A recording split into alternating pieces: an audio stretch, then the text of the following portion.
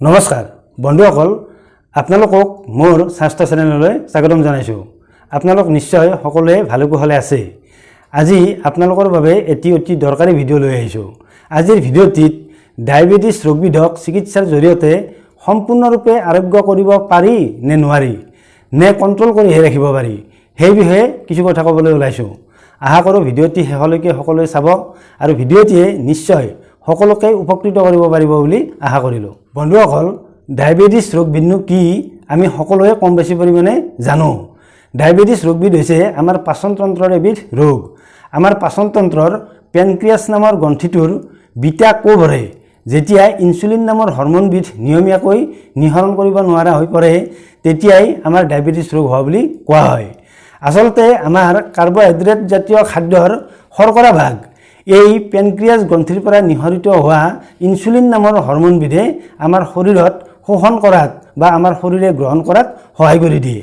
কিন্তু যেতিয়া আমাৰ এই ইনচুলিন নামৰ হৰম'নবিধ পেনক্ৰিয়াছ গ্ৰন্থিয়ে নিঃসৰণ কৰিব নোৱাৰা হৈ পৰে বা নিঃসৰণ কৰাত বিসংগতি হৈ পৰে, তেতিয়া আমাৰ খাদ্যৰ শৰ্কৰা ভাগ আমাৰ শৰীৰে নাপায় বা আমাৰ শৰীৰে গ্ৰহণ কৰিব নোৱাৰা হৈ পৰে। তেতিয়া আমাৰ শৰীৰ দুৰ্বল হৈ পৰে আৰু তেতিয়াই কোৱা হয় ডায়েবেটিছ ৰোগ বুলি। কিন্তু কথাটো হৈছে এতিয়া আমাৰ এই ডায়েবেটিছ ৰোগ বা পেনক্ৰিয়াছ গ্ৰন্থিয়ে এই ইনচুলিন নামৰ হৰম'নবিধ নিয়মীয়াকৈ কিয় নিঃসৰণ কৰিব নোৱাৰা হৈ পৰে। বিজ্ঞানীসকলে কৈছে যে আচলতে মানুহে সঠিক জীৱনশৈলী গ্ৰহণ কৰিব নোৱাৰাৰ ফলতে বা গ্ৰহণ নকৰাৰ ফলতেই আমাৰ পেনক্ৰিয়াছ গ্ৰন্থিয়ে এই ইনচুলিন নামৰ হৰম'নবিধ নিয়মীয়াকৈ নিঃসৰণ কৰিব নোৱাৰা হৈ পৰে। আৰু ডায়েবেটিছ ৰোগৰ মূল কাৰণবিধ হৈছে এয়াই। চিকিৎসা বিজ্ঞানীসকলে ডায়েবেটিছ ৰোগবিধক প্ৰধানকৈ দুভাগত ভাগ কৰিছে। সেয়া হ'ল ডায়েবেটিছ টাইপ 1 আৰু ডায়েবেটিছ টাইপ 2। যিসকল ৰোগীৰ পেনক্ৰিয়াছ গ্ৰন্থিয়ে ইনচুলিন নামৰ হৰম'নবিধ নিঃসৰণ কৰাত একেবাৰে বেছি খেলিমেলি হয় বা বেছি বিসংগতিপূৰ্ণ হৈ পৰে, তেওঁলোকক কোৱা হয় ডায়েবেটিছ টাইপ 1 বুলি। কিয়নো এনে ধৰণৰ ৰোগীসকলক আচলতে টেবলেটৰ জৰিয়তে চিকিৎসা কৰিলে তেওঁলোকৰ এই ইনচুলিন হৰম'নবিধ নিয়ন্ত্ৰণলৈ আনিব নোৱাৰি। সেইবাবে তেওঁলোকক বাহিৰৰ পৰা অৰ্থাৎ কৃত্ৰিমভাৱে প্ৰস্তুত কৰা ইনচুলিন হৰম'ন নিয়মীয়াকৈ যোগান ধৰিব লাগে। গতিকে তেওঁলোকক কোৱা হয় ডায়েবেটিছ টাইপ 1 ৰোগী বুলি।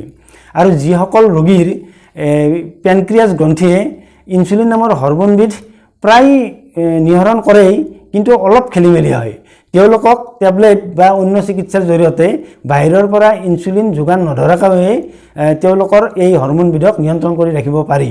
গতিকে তেওঁলোকক কোৱা হয় ডায়েবেটিছ টাইপ 2 বুলি। কোনো এজন ব্যক্তিয়ে যেতিয়া ডায়েবেটিছ ৰোগত আক্ৰান্ত হোৱা বুলি জানিব পাৰে, তেতিয়া তেওঁ চিকিৎসাৰ বাবে চিকিৎসকৰ কাষ চাপে আৰু চিকিৎসকেও তেওঁক ডায়েবেটিছ টাইপ 1 হৈছে নে ডায়েবেটিছ টাইপ 2 হৈছে তাক নিৰ্ণয় কৰি যথাযথ চিকিৎসা আগবঢ়ায়। আৰু লগতে সকলো চিকিৎসকেই ডায়েবেটিছ ৰোগৰ যে প্ৰধান কাৰণ সঠিক জীৱনশৈলী গ্ৰহণ নকৰাটো তাকো প্ৰত্যেকজন ৰোগীকে বুজাই কয়। কিন্তু কথাটো হৈছে বেছিভাগ ৰোগীয়ে কিন্তু সঠিক জীৱনশৈলীৰ কথা একেবাৰে গুৰুত্ব নিদিয়ে। ইয়াৰ পৰিৱৰ্তে চিকিৎসকে দিয়া দৰৱ পাতি খোৱাতহে বেছি গুৰুত্ব দিয়ে। ডায়েবেটিছ ৰোগৰ মূল কাৰণটো যে সঠিক জীৱনশৈলী গ্ৰহণ নকৰাৰ ফলতে ডায়েবেটিছ হয়, সেই কথাটো কিন্তু বেছিভাগ ৰোগীয়েই আচলতে নাভাবে। যাৰ বাবে বেছিভাগ ডায়েবেটিছ ৰোগীয়ে চিকিৎসকে দিয়া যিখিনি দৰৱ বা ইনচুলিন লোৱা পদ্ধতি সেইখিনিতে বৰ বেছি গুৰুত্ব দিয়ে। যাৰ বাবে ডায়েবেটিছ ৰোগবিধ আচলতে কণ্ট্ৰলহে হৈ থাকে। সম্পূৰ্ণ আৰোগ্য হোৱাৰ পৰা ডায়েবেটিছ ৰোগীসকল বঞ্চিত হ'ব লগা হয়। কিন্তু ডায়েবেটিছ ৰোগৰ প্ৰকৃত কাৰণ সঠিক জীৱনশৈলী গ্ৰহণ নকৰাটো, তাক যদি প্ৰত্যেকজন ডায়েবেটিছ ৰোগীয়ে গুৰুত্ব দিলেহেঁতেন আৰু সঠিক জীৱনশৈলী আঁকোৱালি ল'লেহেঁতেন, তেতিয়া নিশ্চয় ডায়েবেটিছ ৰোগৰ পৰা প্ৰত্যেকজন ডায়েবেটিছ ৰোগীয়েই নিশ্চয়কৈ আৰোগ্য লাভ কৰাটো সম্ভৱ হৈ উঠিলেহেঁতেন। অপ্ৰিয় হ'লেও সত্য কথাটো হৈছে বেছিভাগ মানুহৰে মনত সঠিক জীৱনশৈলী মানেনো কি ইয়াৰ এক স্পষ্ট ধাৰণা নথকা বাবেই ডায়েবেটিছৰ নিচিনা ৰোগবিধক সম্পূৰ্ণৰূপে আৰোগ্য কৰাটো টান হৈ পৰিছে। আচলতে ডায়েবেটিছ ৰোগীসকলক চিকিৎসকে এক্সাৰচাইজ কৰিবৰ কথা কয় আৰু ৰোগীসকলে ভাবে যে ডায়েবেটিছ ৰোগীসকলে এক্সাৰচাইজ কৰিলে ডায়েবেটিছ ৰোগবিধ ভাল হয়। আচলতে চিকিৎসকে সঠিক জীৱনশৈলী গ্ৰহণ কৰাৰ কথাহে কয়, কিন্তু বেছিভাগ ৰোগীয়ে সঠিক জীৱনশৈলী মানেনো কি ইয়াৰ এক স্পষ্ট ধাৰণা নথকাৰ বাবে মানুহে আচলতে সঠিক জীৱনশৈলী গ্ৰহণ কৰাৰ পৰা বঞ্চিত হৈ আছে আৰু ইয়াৰ ফলতে ডায়েবেটিছ ৰোগবিধকো সম্পূৰ্ণৰূপে আৰোগ্য কৰাৰ পৰা বঞ্চিত হ'ব লগা হৈছে। আচলতে সঠিক জীৱনশৈলী হৈছে মানুহে নিয়মিতভাৱে সুষম আহাৰ গ্ৰহণ কৰিব লাগে আৰু সুষম আহাৰ বুলিলে যি আহাৰত 6 প্ৰকাৰৰ খাদ্য থাকে সেয়া হৈছে প্ৰটিন, কাৰ্বহাইড্ৰেট, স্নেহ পদাৰ্থ, ভিটামিন আৰু খনিজ লৱণ আৰু পানী। এই 6 প্ৰকাৰৰ খাদ্য যুক্ত আহাৰকে আচলতে সুষম খাদ্য বুলি কোৱা হয় আৰু মানুহে আচলতে নিয়মিতভাৱে এই সুষম আহাৰ গ্ৰহণ কৰিব লাগে। দ্বিতীয়তে হৈছে মানুহে আচলতে নিয়মিতভাৱে শাৰীৰিক পৰিশ্ৰম কৰিব লাগে। নিয়মিতভাৱে শাৰীৰিক পৰিশ্ৰম কৰিলে মানুহৰ সকলো কলাকোষতে সঠিকভাৱে অক্সিজেন যোগান হয় আৰু অক্সিজেন যোগানটো যদি সঠিকভাৱে হৈ থাকে তেতিয়া মানুহৰ ডায়েবেটিছৰ নিচিনা গ্ৰন্থিৰ ৰোগ নহয়। গতিকে কথাটো তেনেকুৱা, আচলতে মানুহে সঠিক জীৱনশৈলী গ্ৰহণ কৰিলে মানুহে এই ডায়েবেটিছৰ নিচিনা ৰোগ বা অন্যান্য ৰোগতো আক্ৰান্ত হ'বলগীয়া নহয়। কিন্তু বেছিভাগ ডায়েবেটিছ ৰোগীয়ে ভাবে যে এক্সাৰচাইজ কৰা মানে আচলতে ডায়েবেটিছ ৰোগৰ বাবে ভাল। কথাটো তেনেকুৱা নহয়। অকল এক্সাৰচাইজ কৰাটো ডায়েবেটিছ ৰোগেই নহয়, অন্যান্য ৰোগৰ বাবেও এক্সাৰচাইজ বা শাৰীৰিক পৰিশ্ৰম কৰাটো ভাল। মানুহৰ সঠিক জীৱনশৈলীৰ অন্য এক অংশ হৈছে মানুহে সদায় যোগাত্মক চিন্তা চৰ্চাৰে জীৱনৰ বাটত আগবাঢ়ি যাব লাগে। কিয়নো মানুহে যেতিয়া যোগাত্মক চিন্তা চৰ্চাৰে জীৱনৰ বাটত আগবাঢ়ি যায় তেতিয়া মানুহে মানসিকভাৱে সুস্থিৰতা লাভ কৰে আৰু মানসিকভাৱে সুস্থিৰতা লাভ কৰিলে মানুহৰ শৰীৰ কাৰ্যবোৰ সঠিকভাৱে চলি থাকে আৰু শৰীৰ কাৰ্যবোৰ সঠিকভাৱে চলিলে মানুহৰ ডায়েবেটিছৰ নিচিনা ৰোগবোৰ নহয়।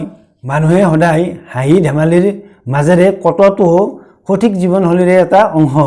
মানুহে সদায় হাঁহি ধেমালিৰে জীৱনটো কটাব লাগে।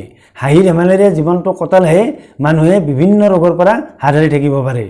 মানুহে পৰ্যাপ্ত পৰিমাণৰ টোপনি আৰু জিৰণি লোৱাটো মানুহৰ জীৱনশৈলীৰে এটা অংশ। মানুহে সদায় পৰ্যাপ্ত পৰিমাণৰ টোপনি মাৰিব লাগে আৰু সেইবাবে সদায় ৰাতি 8টাৰ পৰা 9টাৰ ভিতৰত শুবলৈ যাব লাগে আৰু ৰাতিপুৱা 5টাতেই উঠিব লাগে। কিয়নো আগৰ মানুহে কৈছিল যে early to bed early to ৰাইজ। যদিহে early to bed early to ৰাইজ এই নিয়মটো মানি চলা হয় তেতিয়া মানুহে বিভিন্ন ৰোগৰ পৰা হাত সাৰি থাকিব পাৰে। কিন্তু গুৰুত্বপূৰ্ণ কথাটো হৈছে আজিকালিৰ বেছিভাগ মানুহেই মোবাইল চোৱাৰ নামতে হওক বা টিভিৰ কিছুমান প্ৰগ্ৰেম চোৱাৰ নামতে হওক নিশা 12 বজাৰ আগতে বিচনালৈ নাযায় আৰু ইয়াৰ ফলতেই আজিকালিৰ বেছিভাগ মানুহৰে টোপনি ক্ষতি হয়।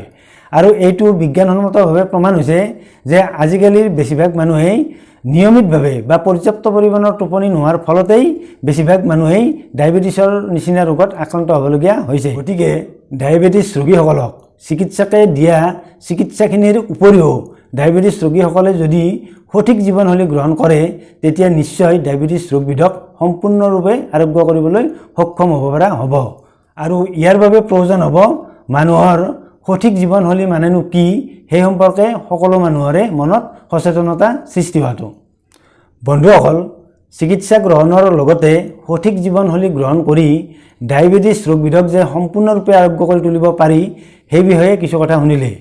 যদিহে আমাৰ আজিৰ ভিডিঅ'টো ভাল পাইছে তেনেহ'লে ভিডিঅ'টো শ্বেয়াৰ কৰিবলৈ নাপাহৰিব যাতে আজিৰ ভিডিঅ'টো অসমৰ সকলো ৰাইজৰ ওচৰলৈ যায়।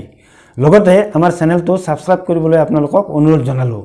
অন্য এটা ভিডিঅ'ত আপোনালোকক লগ পোৱাৰ প্ৰতিশ্ৰুতিৰে আজিলৈ আহিছোঁ। নমস্কাৰ।